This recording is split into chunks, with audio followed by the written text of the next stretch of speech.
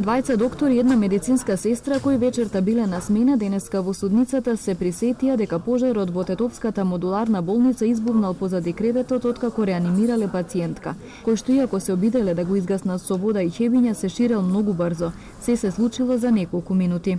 Противпожарен апарат во собата во која што избувнал немало, но дали дотогаш имало во другите простории не се сеќаваат, односно воопшто не обрнале внимание на тоа дотогаш.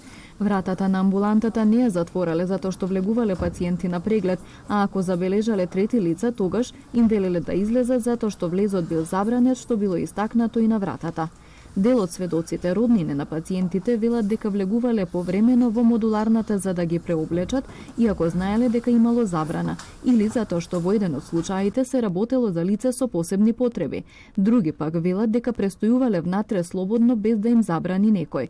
Но никој од нив немал дозвола за влез ниту од доктор, ниту од болницата. Сите се согласни дека портир кој би го контролирал движењето во објектот немало. Пред камерите застана само Мумин Исмаили, чија сега почината мајка поради COVID-19 била хоспитализирана 28 дена во модуларната болница. Тој вели дека со брат му се грижеле за неја внатре во болницата.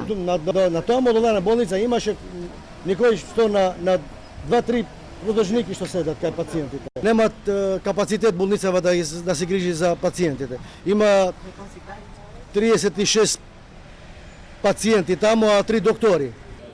На продолжението на главната расправа на 16 февруари ќе бидат сослушани уште неколкумина сведоци како и вешти лица предложени од обвинителството.